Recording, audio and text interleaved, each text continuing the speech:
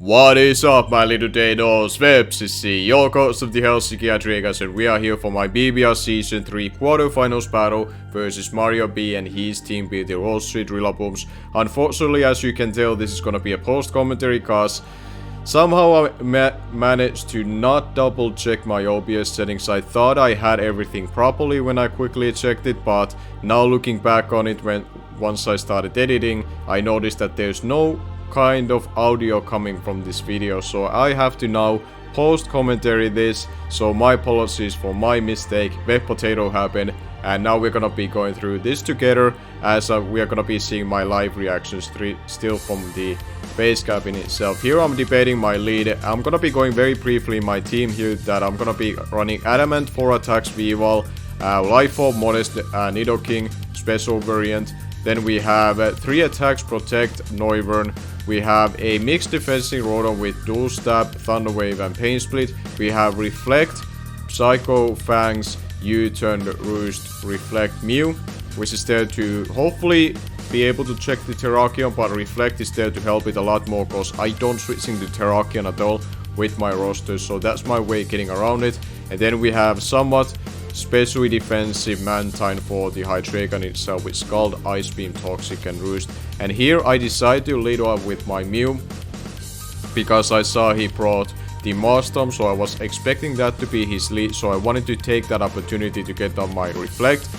But this could also backfire me, because my original thoughts of going to this battle would be my Noivern lead with Frisk and Protect to Scout, if there's gonna be a choice of Hydreigon in front of me. And what do you know, that is going to be his lead of choice here, so I'm in a tough position. And here you're gonna see that I'm debating and kinda predicting him to think that I'm Colberberry Mew, and he has to scout for that. And I'm thinking that he will be going for U-turn with the Hydreigon, baiting my Mantine potentially, and then getting his Terrakion. That was a scenario that I did not want to happen.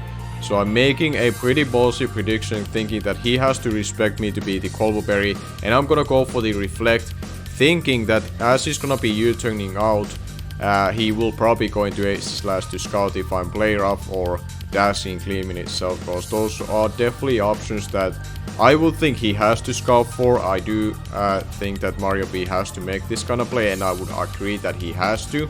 So I'm gonna be playing towards that, thinking how he should be playing out. And there you see that I got that prediction right. And you're gonna be seeing that we're gonna be seeing the H-Slash in front of us, and I got the Reflect up. And this was a big turn 1 for me, that I got this one right. Because now all of a sudden Terrakion won't be just all of a sudden 2-hit KOing or OHKOing everything in front from my side of the field, and I couldn't afford to put myself in that kind of position. Like at that point I'm not in a position to win, and this is where I got my Reflect up. And this means that my Mantine is pretty safe switching here, and something that both of us are kind of overlooking right now. Like, I didn't realize how good of a position that Mantine will be, not just versus this H-Slash, but how hard it might be switching for him. Because I'm pretty free to click Scald, and nothing really wants to get Scald burn. He has 2 water types, but one of them it doesn't actually resist it, and I could catch a burn on it. And Golisopod, while it does resist it, it's a primary physical attacker, so none of them really wants to potentially risk a Scald burn. So I'm in a good spot here behind the Reflect, with now 7 turns or 6 turns I think right now technically, that I have to abuse them. And now nothing can really pressure me out. Hydreigon cannot OHKO me, because I do expect it to be Scarf. The Landorus cannot really stay in versus me as of right now, because I could kill it with the Ice Beam. And the H-Slash cannot really OHKO me, especially if it doesn't have Head Smash. And at this point of time I don't think it will be, based on that he swapped out. And now he does go into the Marstorm, and now this is a pretty wonky play for me, that I think that my opponent kinda was surprised that I make this kinda hard swap. But I'm gonna be swapping into my Nidoking, because I don't need Nidoking healthy versus anything else versus this roster. And he had something like Aromatisse on his roster that I primarily brought my Nidoking for to capitalize on that thing. And that's why you see Substitute on it, because I banked on trying to force that thing out, I get a free substitute, so I don't have to predict anything what is gonna be covering in a pick one of my coverage moves or stab, and I am in behind a substitute to be able to potentially even get a 2 kills with it. But based on the team that he brought, I didn't see that kind of scenario ever come into my way. So I decided to take this chance to weaken or get rid of this milestone, because it's a little bit annoying for the rest of my team, and this would free up my Rotom Heat to be able to click Volt Switch for free. Or I can catch something else with a Thunder Wave. Granted, he still has Landorus Incarnate as a ground type, but that thing doesn't want to risk a overheat and take so much damage from it unless he's really forced into that scenario. So here I'm just happily able to potentially 2-hit KO this milestone, and we're gonna be seeing that I do manage to 2-hit KO it. I didn't know if that was a roll or not, but I'm happy that I was able to get rid of that thing. And he only managed to get Stealth Rocks up, and as you saw from the team review, I have 4 things with heavy duty boots. The only things that don't have it are Mew and this Nidoking, and Nidoking resisted Stealth Rock, so I'm very fine with this extends. And now we're gonna be seeing that he does bring my mascot Hydreigon here, and I'm not necessarily feeling of staying in here, so I'm gonna go into my Mantile, which is dedicated to take this thing on. And if he does go for a Draco Meteor or something like that, my Mantile can chew those hits and I can go for a Roost. Or if he does go for something else, weaker move, I can go from there. But my opponent makes an aggressive but great read that he definitely needed to make, and does go for the U-turn from here on out. But as long as the reflect is up, he still doesn't really beat this thing as easily 1v1. So, and here you're gonna be seeing that kind of like from my facecam as well, as for some reason the OBS doesn't like doing post commentary, so I apologize that a little bit of blank there. I might edit that part out, but you kind of notice from my face expression that I wasn't too sure what he can really go into to force me out, and he does go into the Landorus. And here I was like, well, I'm gonna Ice Beam this thing. I'm not sure if he will be staying in or not, but you're gonna be not seeing what he's going to be doing, what his end goal is. He's not planning to stay in with this thing, and this makes a lot of sense, and I'm kinda unfortunate that I didn't call this and gone for a Scald, which would do more damage to something like Ace Slash, which can come in on this, and it will be coming in on me as I'm gonna be clicking Ice Beam. So he's making proper plays to really get it back into this game, where I feel like I've been a little bit of couple of steps ahead of him, only because I've been able to predict him properly. But now he managed to stall out my Reflect, and at this point of time I'm just staying in and clicking Scald, because similar to Terrakion, I don't switch into H slash. Like, this matchup was really tough for me to deal with his offensive threat, so I'm usually in a position that I have to just stay in and then try to get some damage off on his thing. But Mantine is also a very key member for the late game to deal with the Hydreigon, so I'm not necessarily going to allow him beat me 1v1 and leave me into super low health. So I have to always try to preserve as much health as possible in this exchange. And now I do go for the Roost, as he's gonna be swapping out and going to his Hydreigon here, predicting probably me clicking Skull or going for the Roost in itself. So fine play by him, but I do get my free Roost here, and now he has to yet again pivot around versus me, and I'm again kind of debating that if I click the Scald or Ice Beam, but I do still go for the same move, because I would rather, if he ever plans to stay in with this thing and go for like Draco Meteor to force me to Roost, I'd rather get the Ice Beam off on this Hydreigon. So off the chance it's Choice Scarf, my V-Wall with Ice Shot could pick it off if I would have gotten the Ice Beam off. So I'm still playing it safe, and I feel like I can afford it that way. Even if Terrakion will come in on Ice Beam or Ace Slash, they leave them in a range of something else to be able to revenge kill by an Ace Slash. Might be in a range of Scald if he comes in on this Ice Beam, and if I get the Ice Beam off on the Terrakion, it should be in a range of my low kick for my V-Wall, unless it's gonna be Chopo Berry. So he does go into his Ace Slash. This won't be doing anything, because he's in his shield form, and it's gonna be a resisted hit coming from a Mantine. So we did some decent amount of damage, and now we're gonna be going for the Scald Now this could be again a roll, but if I manage to get a Scald Burn, there's a chance I can take it off from here, and again I cannot swap into this Ace Slash, so him revealing to be more specially oriented attacker, Mantine is actually my best bet to deal with this thing, other than maybe my Rotom Heat, but I do manage to take the hit, and thankfully while he got this Pedef drop, at the same time I managed to get the Scald Burn as well.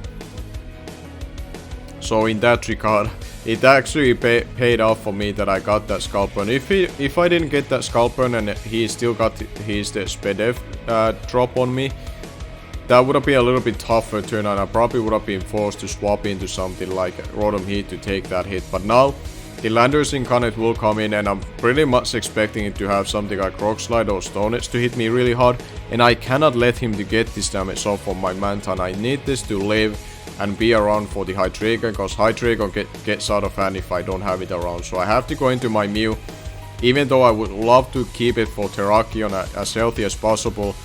But he does go for the Stone Edge, does good amount of damage with it. And this is where I'm debating that, do I go for Reflect, thinking he would swap out, or do I go for the Roost in itself? But in the end I'm gonna be committing myself going for the Roost, because it covers the U-turn play, and I can get myself relatively good amount of health back and go from there. And if he does go for something like Knockoff and happen to carry it, if I go for a Reflect, I won't be leaving the second hit coming from him. And you're gonna be seeing he does go for the Knockoff, do a lot of damage to me. He's gonna be seeing that I was the like late, but I guess with the seeing the 8 turns of Reflect, he kind of figured that I would be that item. So he did a lot of damage to me, but I was fully physically defensive, so I managed to take that hit just fine. And now I can go for another Roost here, and I think what will happen is he's gonna be swapping out. Yeah, and he does go for the U-turn. And again, I apologize, for whatever reason the OBS just doesn't like me making this post commentary. OBS, if you don't want me to make the post commentary, please leave my microphone settings as they always end up being. I don't change those myself, you're changing them for me, so do not mess around with my recording, please and thank you. Either way, he does go into his Collissopod, and here I have to respect the first impression coming from this thing, so I'm not in no shape or form planning to stay in on this, so I have to go into my Mantine on this play. And again, I just apologize for my sake about the shenanigans that this screen setup is doing at times. I don't know why it does that, but either way, we do see that he does go for the first impression, and we take that hit just fine, and this gives me the opportunity to get this thing back to relatively good amount of health. If I would be this amount of health and I couldn't get a Roost off, I would be very vulnerable to the Hydreigon, so I'm really happy to get this extension off and go for the Roost, as he does go back into this Landorus, and this thing is putting a lot of pressure to me as well, like similar to the Hydreigon, Ace Slash and Terrakion. Like, I don't switch into these threats at all. Like, you saw what decently Mew was able to handle it, but it's not really meant to take it on too well either. Even as fully physical defensive, I'm taking a lot of damage from U-turns and knockoffs and Stone Edges. So I'm going into my Noivern that I know is very bulky, because how little speed investment I needed to outpace his team naturally. So I feel like I can take the Stone Edge just fine, and we do see he is the expert belt. He does go for the Stone Edge, lands it, but we do leave it at 14 HP of health. I haven't actually checked this damage roll, but either way I'm glad that I got that one off. And here I'm just basically sacking my Noivern. I have to get this damage off so I can get my V-Val in afterwards and go for knockoff. I revenge it from there, but I just had to make this kind of play. I cannot let the Mantine get worn down. I have to find an opportunity to get my Mew in for free to get a Reflect off, or if it comes down to it and this Landorus side comes versus it again, I have to go get this thing in a range of Psychic Fang. So I do go for the Draco Meteor, basically sacking my Noivern, but what do you know, this was a pretty big turn, because we got a critical hit on that Landorus, and there was no way I think that could have killed it right from the full amount of health. Like, Landorus is not bulky, but it's not frail either, and I'm a timid max special attack Noivern, so it's not it's not something that I would have been able to do without that critical hit. So it was really a big turn, and I really feel bad for Mario B. And as you saw, that I was pretty torn on that play. It was here. I knew that it was a huge turn for me, so I definitely take it as in a playoff game. But I also felt quite bad about it. But now he does go into his Hydreigon. I go for the protect just to scout, and this pretty much tells me that he is choice scout Hydreigon. And now that I see him locking into a U-turn, I do swap out. And I decide to preserve this Noivern as a sack, because I do need sack's potential in this game, seeing how many threats he has that I cannot switch in on. So it's better for me to have something that I can sack later on, and then get something in for free that I can deal with them accordingly. So this is where I go for the U-turn, and I'm gonna be going to my Rotom Heat. And he's gonna be going for the U-turn, and I believe this is gonna give him the opportunity to go into Terrakion. But keeping Noivern as a sack means that I also get a chance to freeze something else, and that is gonna be something I'm gonna be utilizing here next as the Terrakion comes in, because I need to know this thing's item, unless it's gonna be revealing itself to be Life Orb, as it will go for attacking move next turn potentially. So unless I see the Life Orb damage that he will be taking, I need to know what kind of variant this Terrakion is. This thing is by far the biggest threat to me, and I need to know what kind of set I'm dealing with here. So we are gonna be swapping into my Noivern, and we are gonna be frisking his Lumberry, I believe, which is pretty scary, because then this is obviously a setup set, and if it would have been Dual Dance set, that probably would have been the first case scenario. But I don't think he can afford to be Dual Dance, because he needed to have Earthquake for my Nidoking, and Dual Stab doesn't hit Nidoking hard enough, even at neutral, like even being a Terrakion with the attacks that it has. So I felt relatively confident once I saw this Sword Dance that okay, I can deal with this thing, but it's gonna be claiming a kill right here, and he's gonna be going for the second sword and finish me off. And this is where I'm pretty much forced to go into my V-Wall, but now I know for a fact that it's not like Chobo Berry, and there's no way any kind of variant of Terrakion can live this hit from my V-Wall when it's Adamant Nature as I go for the low kick. I could try to predict the Golisopod, which is very obvious, but I cannot predict when this thing is in front of me. This is by far the biggest threat to me, and this is where I was looking and kind of thinking already that the Golisopod is gonna be in front of me, but I rather deal with that in front of me instead of this Terrakion, and I rather predict around this thing instead of the mod that is gonna be able to OHKO everything from here. And I couldn't let my V-Ball die to it if I got that prediction wrong. So here comes a pretty big turn, because here I'm thinking that my opponent has to make a play and make a double into his Terrakion, because Mantine is so obvious like last time, and if I get my Mantine in for free, he doesn't deal with it too well. So here I'm kind of making a prediction, but at the same time, even if it goes right, I still get my Mantine in. I'm gonna eventually make the call going to my Mew, because if I get this prediction right, I'm forcing Terrakion out. The worst case scenario is that if he kills my Mew, I get my Mantine in for free, and then he's already on top spot, because I get to click Scald or Toxic pretty much for free. So here I make the prediction, and I do get it right, and you see for my face expression that I was really happy that I make that call. And I got the Terrakion in front of me, and here I'm thinking that he has to go into the Hydreigon. There's no way he can let this thing stay in and die to this thing, because this thing's the only thing that can break my defensive core for what he has left. So I go for the U-turn, and I prioritize the momentum over going for the reflect, because it's not gonna be the full turns anymore, because I don't have the light lay anymore. So I get the U-turn off, get some good amount of damage to this Hydreigon, leaving it that in a point of health that soon it's gonna be in a range of Ice Shot if I really needed to. But this gives me a free Mantine, and Mantine now can click Toxic, because it's going to be able to weaken down the Golisopod. The Golisopod is the only thing that is soon be able to or at this point is able to anymore deal with Weavile, because the Terrakion is already in a range of low kick. This Hydreigon is getting very close range of Ice Shot, so the Golisopod is the only thing stopping my Weavile to be able to clean out this game. So I need that thing on a timer, and start to wear it down from there. And I don't think he's gonna be swapping his Terrakion hard on my Mantine itself. He cannot risk that thing dying to a potential skull. So he does go into his Golisopod, and I go for the Toxic, and thankfully I just landed straight out. And there's not too much he can do with this thing, right? Right now he kinda has to stay, cause neither of the last two mons want to swap into me. So I can pretty much weaken this thing down and go for a Scald here. Or I can swap into my Rotom Heat, and you're gonna be seeing that I do make this swap into my Rotom Heat, because this allows me to go for a Volt Switch as well.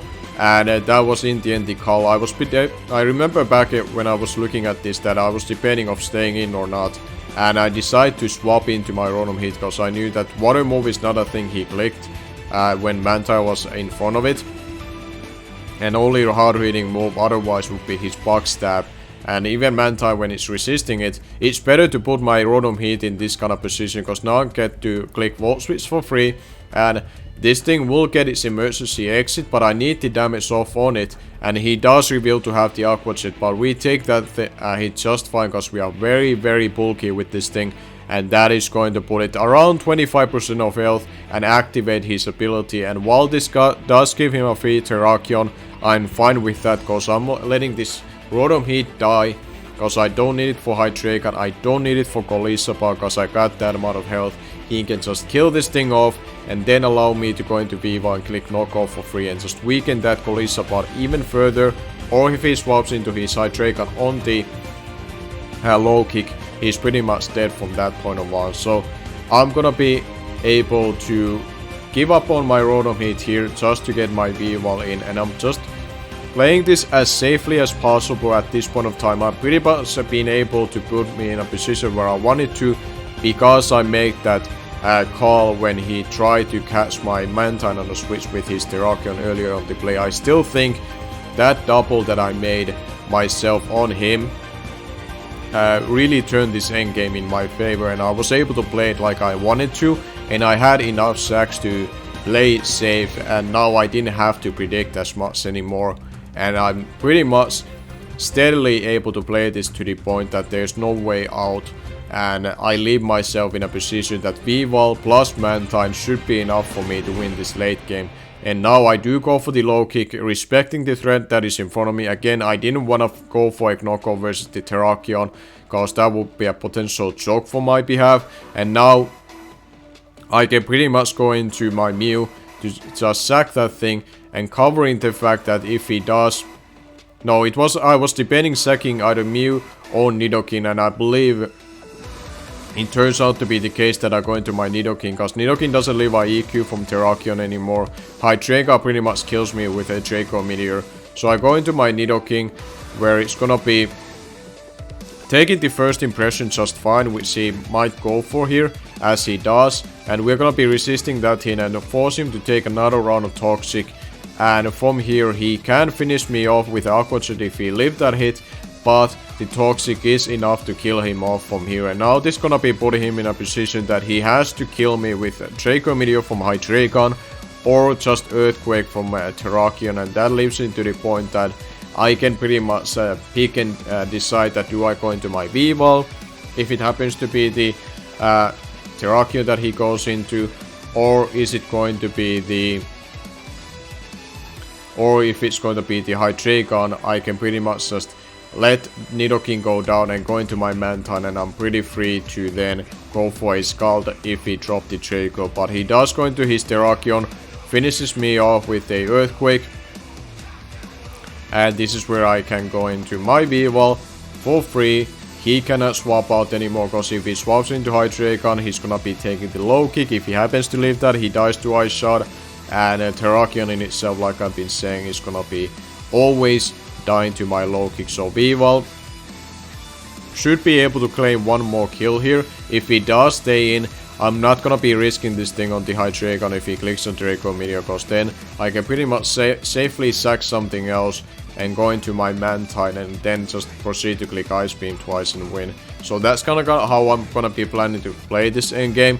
Assuming if he stays in and the Hydreigon is the last mon standing, I'll just sack the Mew and go into Mantine. If he swaps into Hydreigon, V-Wall just cleans out the game from here. But in a playoff game I don't have to worry about a difference, so I just want to make sure that Vival and Mantine are the last two things alive, and those should be enough for me to secure this 100% in my favor in that regard. And he does let the Terrakion go down, and Hydreigon is the last mon standing in front of us until we can go into semifinals. Kind of feeling that is my the last mon that I have to get rid of this game is my mascot and my favorite mon, and I'm just giving him the Mew at this point. I don't have to risk my Vival to die here if I need the Ice Shot priority. If something really unexpected would happen, like a double crit, and he happens to live my Ice Beam, which he still can from that amount of health, and he locks himself into Flash Cannon. I could go into my Mantine right now, but I don't feel like... If this was a regular season game, I probably would have done that, because it will preserve a differential point. But in a playoff game, I don't need to make that play at all. Like, I'll let my opponent have that one last kill, and I let my mascot to get that kill right there, and now I just can go into my Mantine. When his choice locked into, I don't know yet for a fact, but based on the way he has been playing it, I'm very confident that it's gonna be choice scuff. If it wasn't, he would have had to reveal that right now, and then my Viva would always outpace it and kill it. So he does go for the Flash Cannon, revealing to be choice locked, and he's locked into this. So we are gonna be able to close this game out with 2 Ice Beams, and I'm very happy how I played this game. I think the double on my Mew, as I predicted the Terrakion to take advantage of my Mantine swap, was pretty much the critical turn of prediction that I have to make. But speaking of critical turns, obviously the critical hit on the Landers Incarnate mattered. I don't know for certain if that really made that it was a guaranteed win for me. It definitely made it harder for my opponent, but I think I had to also play it accordingly that late game, that even with the critical hit I could still have a shot on this game, and I still think that I could have won this game, but it would have been even closer than it already was without the critical hit. I think the main thing what would have had to happen from that, if I didn't get the critical hit and he lived, would have been that I have to go into my Vival as he goes into potentially into Colisapod. But other than that, I don't think it really mattered too much. But thank you all for watching. We are gonna be going to our semi-finals, and we are gonna be playing one of the people, as it's gonna be popping right about now on your screen. It's gonna be between Matt O'Shea and someone else. I don't remember actually who he was playing, but you're gonna be seeing the 2 people that were playing on the other side of the bracket for quarterfinals, and whoever won that game is gonna be playing me in the semi-finals. So until then, thank you all for watching, and I'm gonna be seeing you guys later.